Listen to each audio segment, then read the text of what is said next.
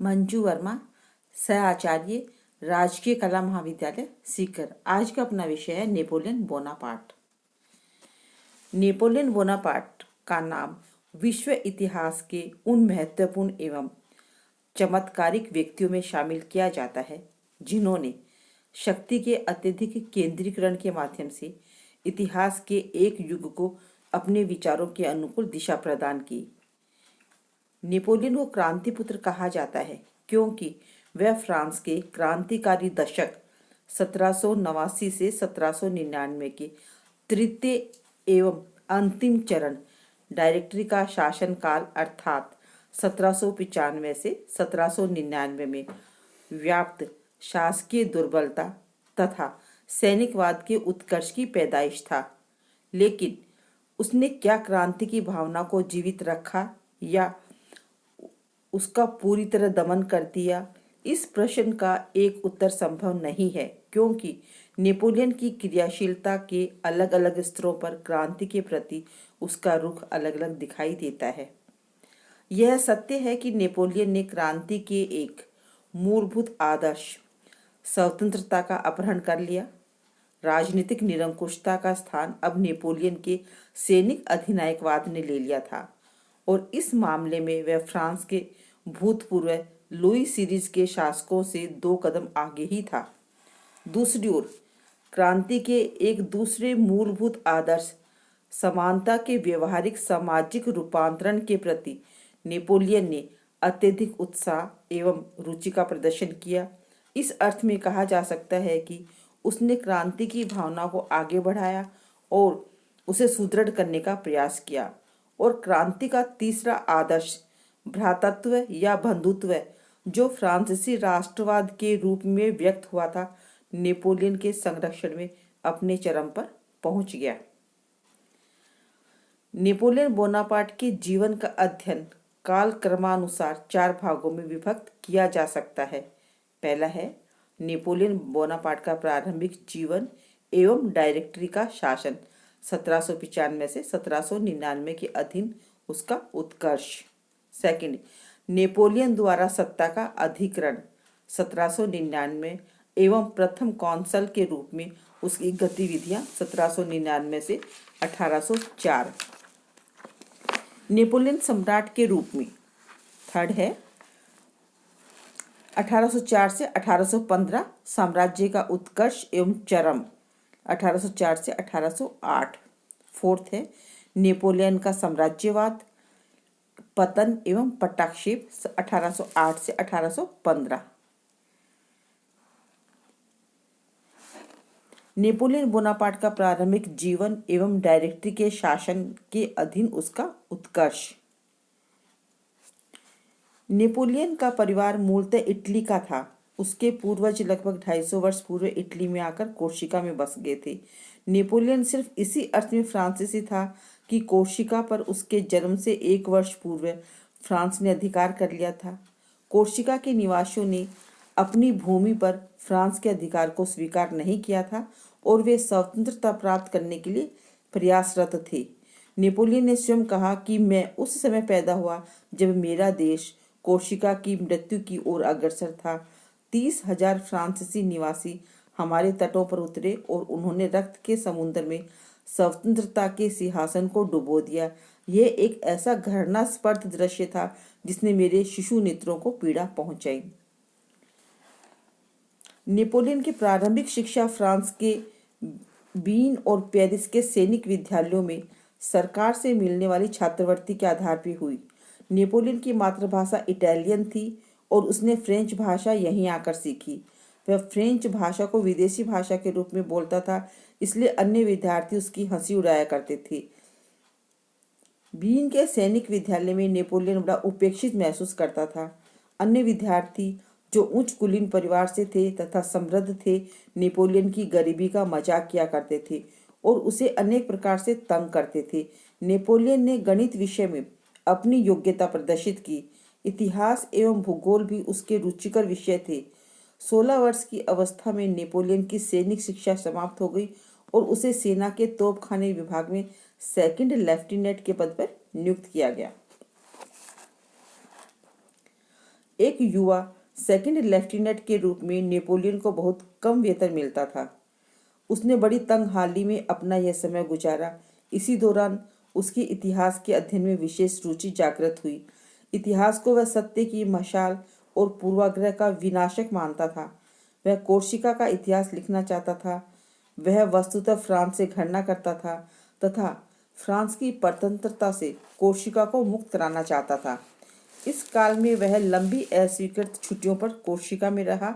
इस कारण उसे सेना की नौकरी से हाथ धोना पड़ा। फ्रांस में क्रांति आरंभ होने के बाद नेपोलियन को अपनी प्रतिभा के प्रदर्शन का सुअवसर प्राप्त हुआ। वह 1792 में पुनः पेरिस आ गया। वह जैकोबिन दल के साथ जुड़ गया। फ्रांस की क्रांतिकारी सेना को प्रशिक्षित सैनिक अफसरों की आवश्यकता थी, अतः नेपोलियन को शीघ्र ही अपनी सैनिक योग्यता के प्रदर्शन का अवसर मिल गया। 1793 में उसे फ्रांसीसी सेना के तोपखाने में लेफ्टिनेंट कर्नल के पद पर नियुक्त कर तूलो नामक नगर पर कब्जा करने के लिए भेजा गया। तूलो पर एक ब्रिटिश जहाजी बेड़े के कप्तान एडमिरल हुड ने अधिकार कर लिया था। वह फ्रांस की तत्कालीन सरकार राष्ट्रीय सम्मेलन के लिए एक बड़ी चुनौती थी। नेपोलियन ने तोपखाने के आक्रमण की नई पद्धतियों को अपनाकर अपनी सैनिक प्रतिष्ठा की नींव डाली। नेपोलियन की कुशलता से फ्रांस की सेना ने तूलो पर अधिकार स्थापित कर लिया। नेपोलियन को इस सफलता के उपलक्ष्य में 24 वर्ष की अवस्था में ही ब्रिगेडियर जनरल के पद पर स्थापित कर दिया गया। इसके बाद 5 अक्टूबर 1795 को पेरिस के राजतंत्रवादियों के एक समूह ने जब राष्ट्रीय सम्मेलन के विरुद्ध विद्रोह कर दिया गया था,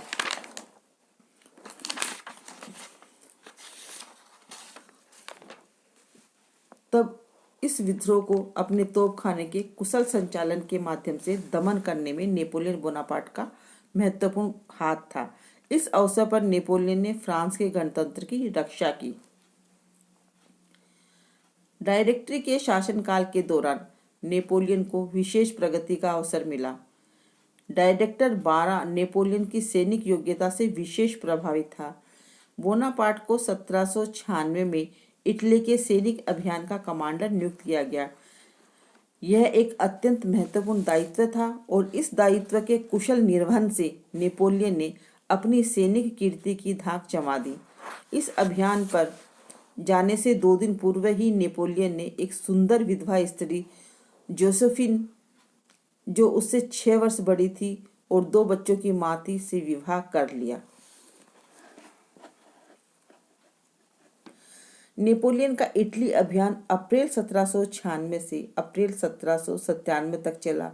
इस अभियान की समीक्षा इन शब्दों में की जा सकती है कि वह आया, उसने देखा और उसने जीत लिया।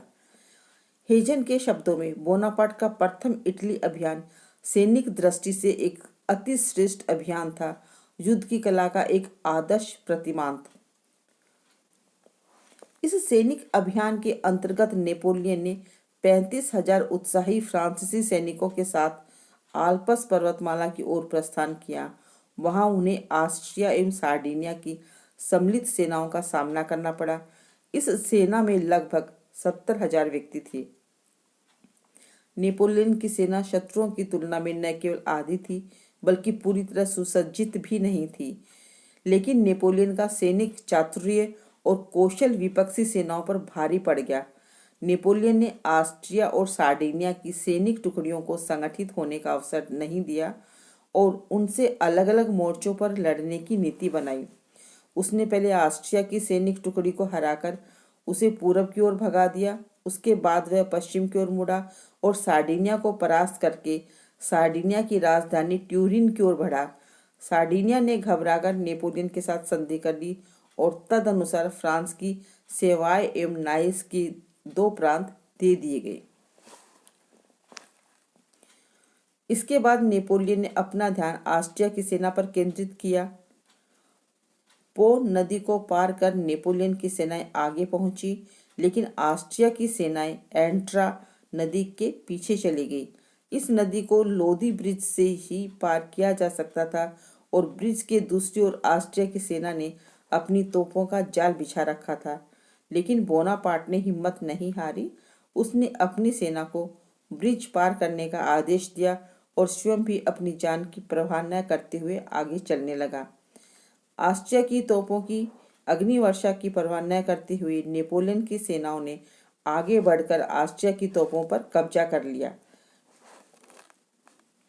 स्वयं बोनापार्ट के शब्दों में, मेरे नेतृत्व में सैनिकों द्वारा की गई तमाम गतिविधियों में लोदी पुल के खतरनाक रास्ते की तुलना किसी से भी नहीं की जा सकती।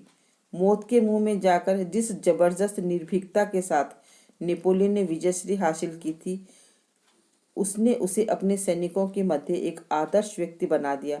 वे नेपोलियन को प्यार से अब द लिटिल कार्पोल यानी छोटा नायक कहने लगे। ऑस्ट्रिया की सेनाएं पीछे मुड़कर मोंटुआ के दुर्ग में छिप गई।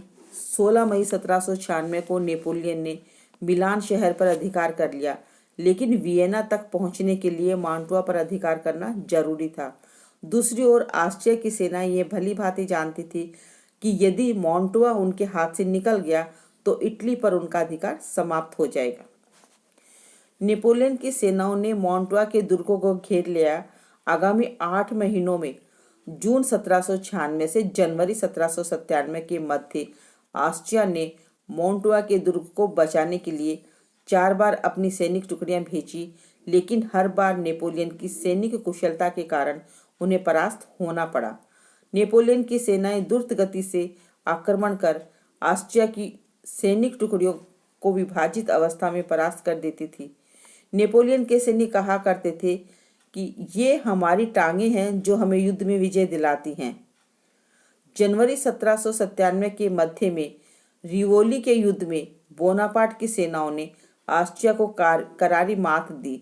इसके 2 सप्ताह बाद मोंटुआ के दुर्ग पर नेपोलियन का अधिकार हो गया। आल्प्स पर्वतमाला से आगे बढ़ते हुए जब नेपोलियन लियोबेन पहुंचा, जो कि वियना से 100 मील दूर था, ऑस्ट्रिया ने समझौते के लिए समर्पण कर दिया। नेपोलियन का सितारा अब बुलंदी पर था। उत्तरी इटली में अपने 12 महीने के प्रवास के दौरान फ्रांसीसियों ने 18 बड़े और 65 छोटे युद्ध लड़े। इन युद्धों में विजय के फलस्वरूप लगभग 3 करोड़ फ्रैंक की धनराशि का लाभ पेरिस की सरकार को हुआ। इसके अलावा प्राचीन एवं आधुनिक इटली की लगभग 300 महत्वपूर्ण कलाकृतियां भी पेरिस के संग्रहालयों में भिजवा दी गई। इटली के सैनिक अभियान के दौरान नेपोलियन ने इस प्रकार कार्य किया जैसे कि वह ही राज्य का प्रमुख हो। उसने डायरेक्टरी की सलाह के बिना ही अपने तरीके से अपने कार्य किए। उसने इटली के छोटे छोटे स्वतंत्र राज्यों में से कुछ को अपनी इच्छा से नई इकाइयों में गठित कर दिया। उसने जेनोवा के रिपब्लिक को फ्रांस के गणतंत्रात्मक संविधान का प्रारूप देकर लिगुरिक रिपब्लिक बना दिया। नेपोलियन ने पोप से भी उसके कुछ राज्य ले लिए। नेपोलियन ने वेनिस के रिपब्लिक पर भी अधिकार कर लिया, जो यूरोप के प्राचीनतम एवं गौरवशाली राज्यों में से एक था। नेपोलियन ने पोप तथा वेनिस के राज्यों से प्राप्त भूमि को मिलान नगर से जोड़कर एक नए सिस अल्पाइन गणतंत्र की स्थापना की। ऑस्ट्रिया में नेपोलियन राजा महाराजाओं की भांति अपना दरबार भी लगाने लगा। अक्टूबर 1797 को ऑस्ट्रिया ने फ्रांस के साथ कैंपो फोर्मिया की संधि पर हस्ताक्षर कर दिए। तदनुसार लोम्बार्डी एवं बेल्जियम का क्षेत्र ऑस्ट्रिया ने फ्रांस को दे दिया। फ्रांस ने इसकी एवज में उसे वेनेशिया का क्षेत्र दे दिया। राइन नदी के बाएं किनारे के क्षेत्र पर फ्रांस का अधिकार माना गया। इटली वासियों के लिए नेपोलियन एक महान व्यक्ति के रूप में अवतरित हुआ, जिसने उन्हें ऑस्ट्रिया के निरंकुशवाद एवं प्राचीन सामंतवाद से मुक्ति दिलाई। दूसरी ओर युद्ध में विजय से प्राप्त काफी धनराशि नेपोलियन ने फ्रांस भेजकर वहां अपनी स्थिति मजबूत बना ली। पराजित शत्रुओं से मिले अधिकांश उपहार उसने अपने सैनिकों में बांट दिए और इस प्रकार उन पर अपना जादुई प्रभाव बनाए रखा। 28 वर्ष की उम्र में ही नेपोलियन फ्रांस का राष्ट्रीय नायक बन गया। अपनी लोकप्रियता के बलबूते पर वह आसानी से डायरेक्टरी का सदस्य बन सकता था, लेकिन डायरेक्टरी का सदस्य बनने के लिए 40 वर्ष की उम्र आवश्यक थी। नेपोलियन अभी सत्ता के औपचारिक केंद्र में आने के लिए समय को पूर्ण परिपक्व नहीं मानता था और अपनी सैनिक कीर्ति को और उच्चतम शिखर पर ले जाने का आकांक्षी था। कैंपो फोर्मिया की संधि के बाद फ्रांस के समक्ष अब यूरोप की एक ही बड़ी शक्ति बची थी और वह थी इंग्लैंड। इंग्लैंड अपनी नौसैनिक शक्ति, उपनिवेशों की संख्या तथा व्यापारिक समृद्धि के कारण एक दुर्जय शक्ति बना हुआ था। डायरेक्टरी ने नेपोलियन को इंग्लैंड के विरुद्ध सैनिक अभियान का कमांडर नियुक्त किया। नेपोलियन का मानना था कि इंग्लैंड पर प्रत्यक्ष आक्रमण कर उसे जीत पाना बहुत टेढ़ी खीर होगी। आवश्यकता थी इंग्लैंड को पहले निर्बल बनाने की। नेपोलियन का विश्वास था कि इंग्लैंड की शक्ति और समृद्धि का मुख्य स्रोत उसे भारत के उपनिवेश से मिलने वाला धन था। यदि भारत पर अधिकार करके अंग्रेजों को वहां से भगा दिया जाए तो इंग्लैंड की शक्ति टूट जाएगी और तब उसे परास्त करना आसान हो जाएगा। इस दृष्टि से नेपोलियन ने यह योजना बनाई कि पहले मिस्र पर आक्रमण कर उसे जीता जाए और उसके बाद मिस्र की आधार भूमि से भारत पर आक्रमण किया जाए। नेपोलियन इस दृष्टि से सिकंदर महान के पद चिन्हों का अनुकरण कर रहा था। नेपोलियन ने अपनी इस कल्पना के बारे में कहा था कि मैं स्वयं को एशिया के मार्ग की ओर देख रहा हूँ, हाथी पर बैठा हुआ हूँ और सिर पर पगड़ी बांधे हुआ हूँ। डायरेक्टरी के सदस्य पेरिस में नेपोलियन की बढ़ती हुई लोकप्रियता से परेशान थे। उन्होंने बड़ी सहजता से नेपोलियन के मिस्र पर आक्रमण करने की योजना की स्वीकृति दे दी। आज के व्याख्यान में इतना ही।